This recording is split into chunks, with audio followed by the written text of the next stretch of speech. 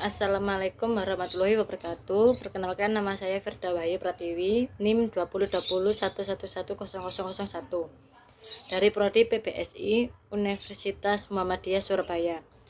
Di sini saya akan menjelaskan 5 sastrawan mutakhir Indonesia dan karyanya. 1. Pujangga Lama. Pujangga Lama merupakan bentuk pengklasifikasikan karya sastra Indonesia yang dihasilkan sebelum abad ke-20. Periode sastra Indonesia klasik. Pada masa ini, karya sastra didominasi oleh syair, pantun, guridam, dan hikayat.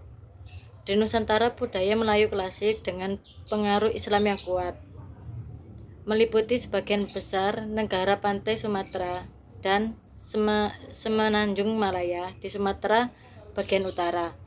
Muncul karya-karya penting berbahasa Melayu, terutama karya-karya keagamaan. Contoh karya sastra Pujangga Lama. 1. Hikayat. Hikayat Abdullah, Hikayat Kalia dan Damina, Hikayat Aceh, Hikayat Masidullah, Hikayat Amir Hamzah, Hikayat Pandawa Jaya, Hikayat Andaken Panurat, Hikayat Panda Tonderan. Hikayat Bayan Budiman, Hikayat Putri Dhohar Munikam, Hikayat Hang Tua, Hikayat Sri Rama, Hikayat Iskandar Zulkarnain, Hikayat Jenderal Hasan, Hikayat Kadirun Tasibul Hikayah. 2. Syair. Syair Bidasari, Syair Ken Tambuhan, Syair Raja Mambang Jauhari, Syair Raja Siam. 3. Kitab Agama.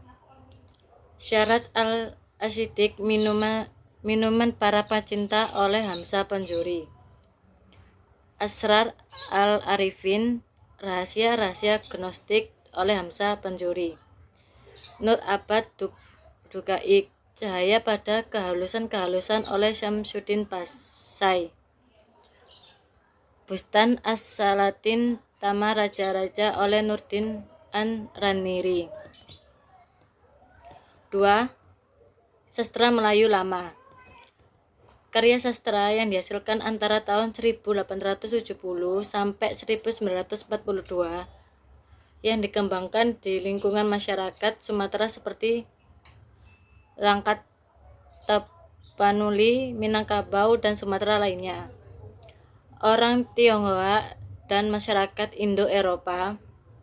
Karya sastra pertama yang terbit sekitar tahun 1870 masih dalam bentuk syair, hikayat, dan terjemahan novel barat. Contoh karya sastra Melayu Lama: Robinson Crusoe, Lawan-lawan merah mengelilingi bumi dalam 80 hari, Grave de Monte Cristo, Rocambole Nyui Dasima oleh G. Francis, Bunga Rampai oleh A. V. B. Wali, Kisah Perjalanan Nahkoda Bonteko, Kisah Pelayaran ke Pulau Kalimantan, Cerita Siti Aisyah oleh H. F. R. Khomer, Cerita Nyonya Kung Hong Mio, Nona Leoni, Warnasari Melayu, Cerita Si Konat. 3. Pujangga Baru. Pujangga Baru muncul sebagai reaksi atas banyaknya sensor yang dilakukan oleh Balai Pustaka terhadap karya tulis sastrawan pada masa tersebut, terutama terhadap karya sastra yang menyangkut rasa nasionalisme dan kesadaran kebangsaan. Sastra Pujangga Baru adalah sastra intelektual, nasionalistik, dan realistik. Periode sastra Indonesia angkatan Pujangga Baru. Terbit pula majalah Pujangga Baru yang dipimpin oleh Sultan Takdir Aisyah Bana beserta Amir Hamzah dan Armipen. Karya sastra Indonesia setelah zaman Balai Pustaka tahun 1930 sampai 1942 dipelopori oleh Sultan Takdir Aisyah Bana. Karyanya Layar Terkembang menjadi salah satu novel yang sering diulas oleh para kritikus sastra Indonesia. Setelah layar terkembang pada periode ini, novel Tenggelamnya Kapal Van der Wijk dan Kalau Tak Untung menjadi karya penting sebelum perang. Contoh penulis dan karya sastra pujangga baru. 1. Sultan Takdir Alisja Bana, Dian Tak Kunjung Padam 1932, Tebaran Mega Kumpulan Sajak 1935, Layar Terkembang 1936, Anak Perawan di Sarang Penyuman 1940. 2. Hamka, Di Bawah Lindungan Ka'bah 1938, Tenggelamnya Kapal Van der Wijk 1939, Tuan Direktur Tur 1950, Di Dalam Lembah Kehidupan 1940. 3. Armisin Pen, Jiwa Berjiwa Gamelan Jawa Kumpulan Sajak 1960, Jinak Merpati Sandiwara 1950, Kisah Antara Manusia 1953, Sanusi Pen. 4. Sanusi Pen, Pancara Cinta 1926, Puspa Mega 1927, Sandikala Ning Majapahit 1933, Kertajaya 1932. 5. Tengku Amir Hamzah, Nyanyi Sunyi 1937, Begawat Gita 1933, Seranggai Timur 1939. Nomor 4. Angkatan 1945. Pengalaman hidup dan gejolak sosial politik budaya telah mewarnai karya sastrawan angkatan 45. Karya sastra angkatan ini lebih realistik dibanding karya angkatan pujangga baru yang romantik idealistik. Karya-karya sastra pada angkatan ini banyak bercerita tentang perjuangan merebut kemerdekaan, seperti halnya puisi-puisi Chairil Anwar.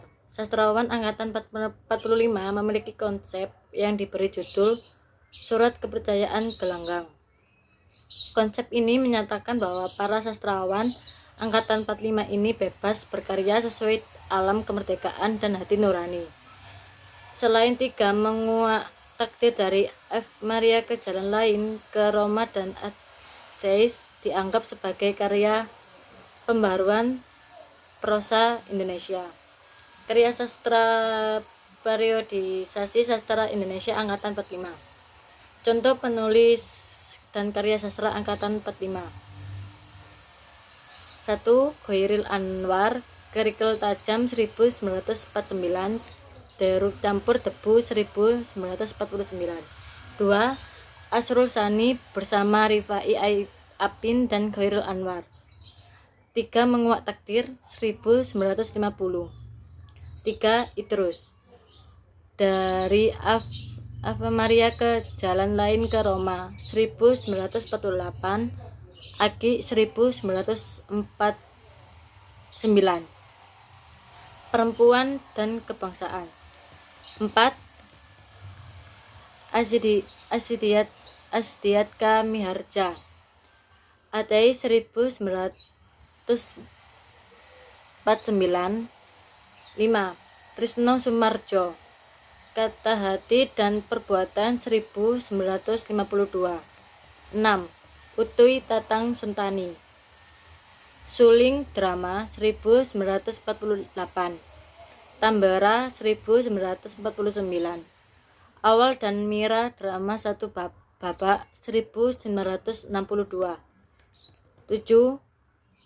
Suman HS, Kasita Terlarai 1961, Menjari Mencuri Anak Perawan 1957, Percobaan Setia 1940.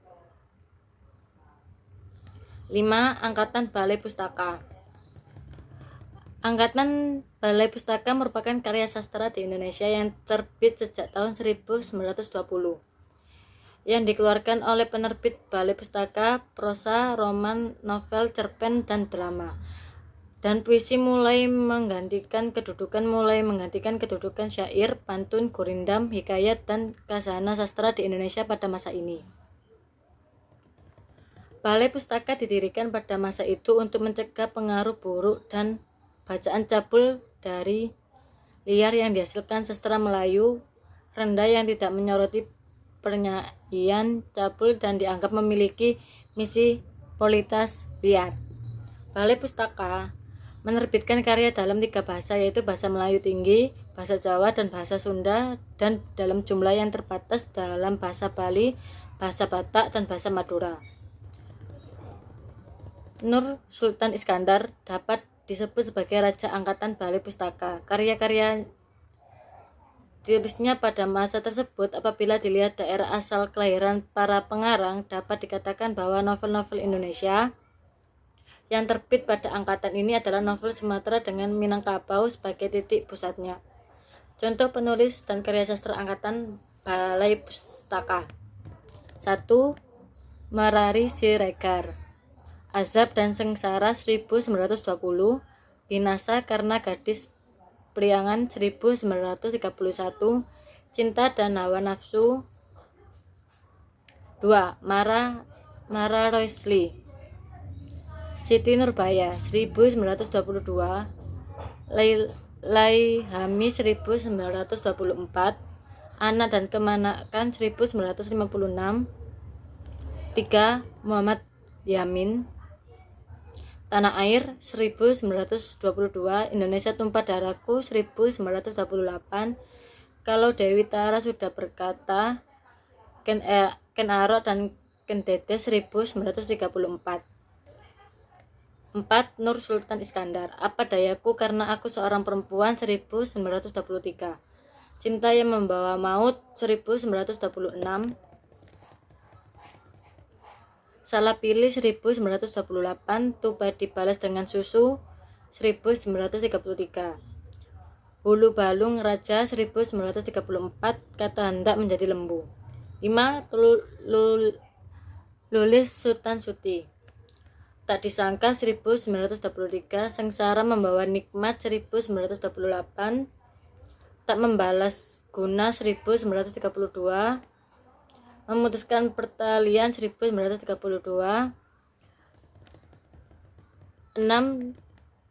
Jamaluddin Adinegoro, Darah Muda 1927, Asmara Jaya 1928, Abbas Soetan Pamenja, Pertemuan 1927. 7. Abdul Muiz, Salah Asuhan 1928, Pertemuan Jodoh 1933. 8. Aman Datuk Manjiondo, Menebus Dosa 1932, Si Cepul Merindukan Bulan 1934, Sampaikan Salamku Kepadanya 1935. Sekian, terima kasih. Wassalamualaikum warahmatullahi wabarakatuh.